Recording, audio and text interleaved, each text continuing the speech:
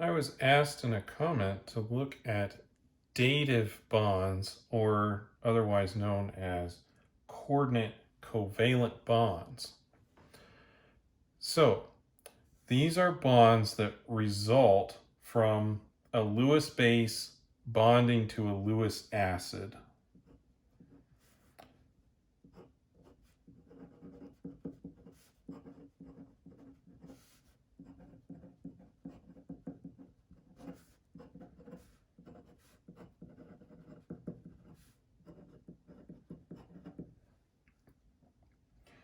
And when a Lewis base donates its electrons pair to a Lewis acid, then it will form what's known as a dative bond, or some people may call it a coordinate covalent bond.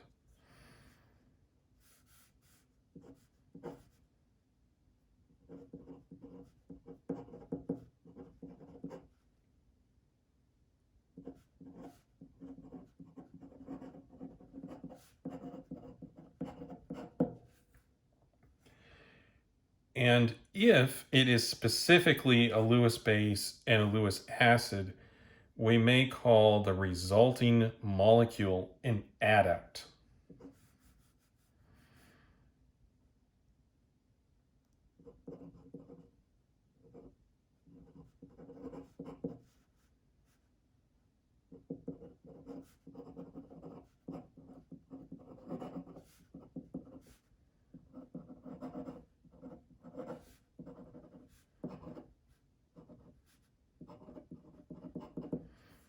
So, specific just terminology there.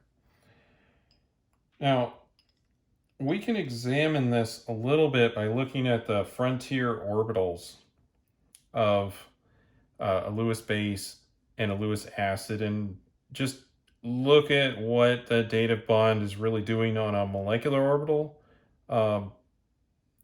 frame of reference.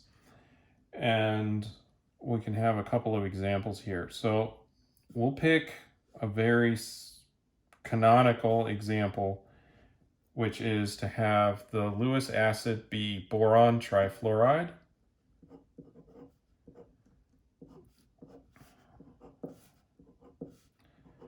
So this is a well-known Lewis acid, and we'll bond it with a well-known Lewis base, ammonia, one of the simpler ones.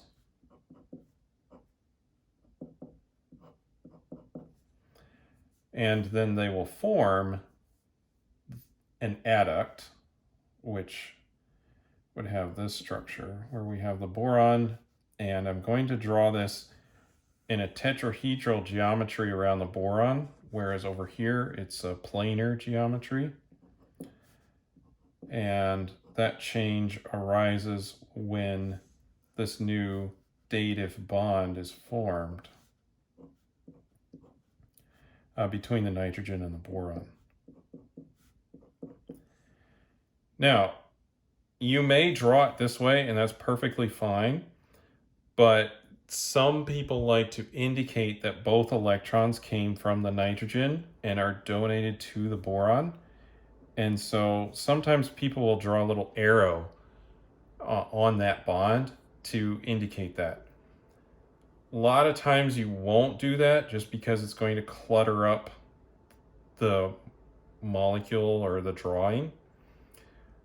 But in specific cases where we're talking about dative bonds, coordinate covalent bonds, we may want to do that just to emphasize that this kind of bond is a little different than the other bonds in the molecule.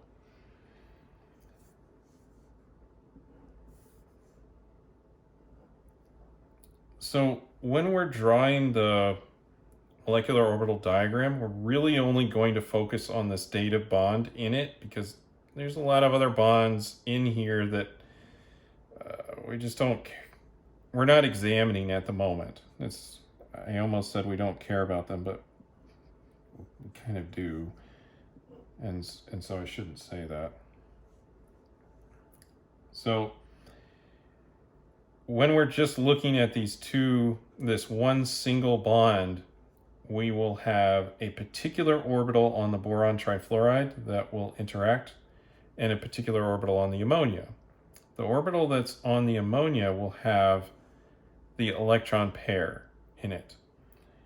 And it's going to be the highest occupied molecular orbital, or HOMO for short.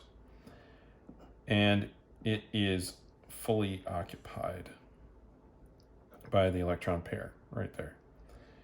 Conversely, on the Lewis acid, we're going to bond with the lowest unoccupied molecular orbital, so LUMO.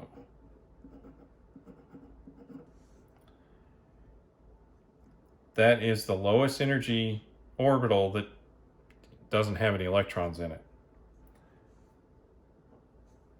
And when we combine these two, we'll bond the HOMO orbital to the LUMO orbital. And so if we had the molecular orbital diagram for boron trifluoride, and we have the one for ammonia, we can pick out which orbital this would be just by simply selecting the highest orbital here, highest energy orbital that is occupied, and the lowest energy orbital that is open or unoccupied. And then we would know which one we're talking about. We're simplifying this down here. In this case, we form the dative bond, so both electrons come from the nitrogen and then end up making this bond.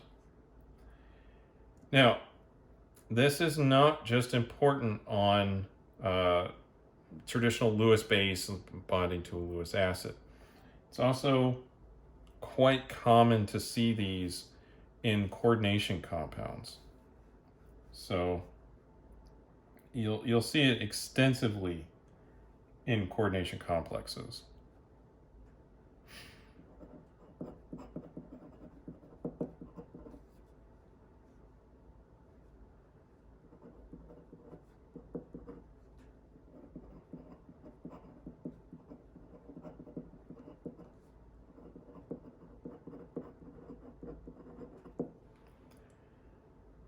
So just as an example of this, I picked on Wilkinson's catalyst,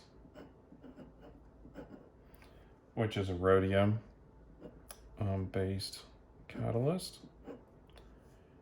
And we've got a chlorine here, and then we have triphenylphosphenes.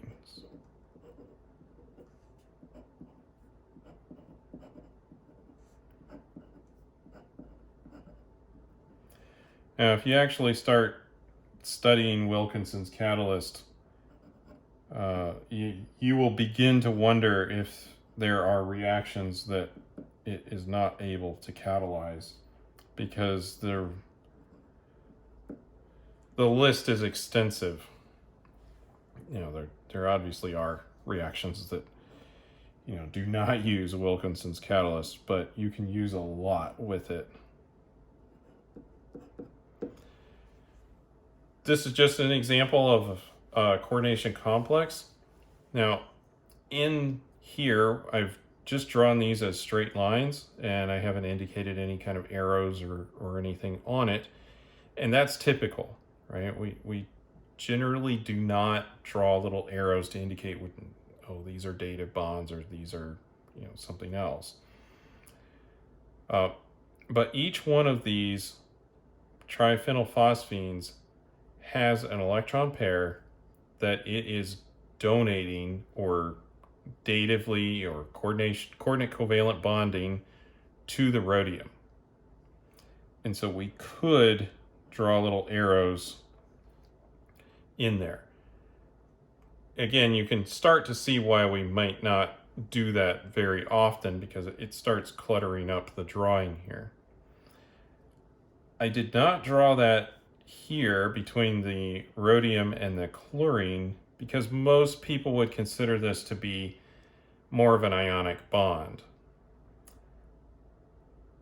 It's not completely ionic. There is going to be electron sharing from the chlorine to the rhodium, but it's more ionic than the phosphorus rhodium bond.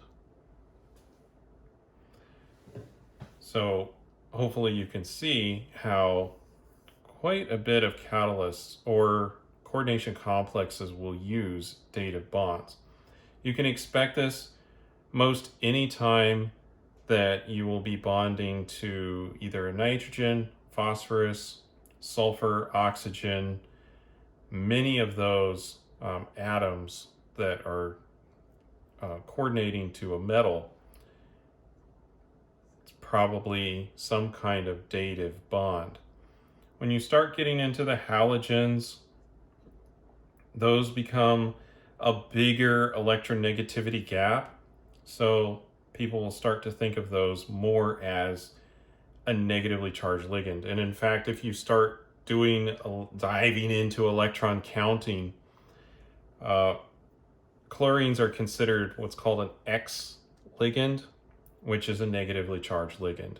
And so you would usually treat this as an ionic bond here. Whereas the phosphine ligands, nitrogen, oxygen, some of those, some cases oxygen, I suppose, these are considered covalent, and so this is called an L ligand or a neutral ligand. And when I say oxygen, I mean especially in like an organic molecule, like for example, if you had an ether, right? Like diethyl ether, one of these one of these lone pairs could participate in a dative bond, right? There's other oxygens where if it was like the alkoxide, you'd have a negative charge on here. This would be an X ligand, this would be ionic. So I should clarify that just to make sure. There's different kinds of bonding that you could have for a particular atom. And so this one would be considered a dative bond or coordinate covalent bond because it's not an ionic character. Whereas here, if we have a charge on the ligand, most people would consider that to be an ionic bond or more of an ionic bond and less of a dative bond. All right, so this is just a little bit about dative bonds and a little dive into HOMO and LUMO interactions.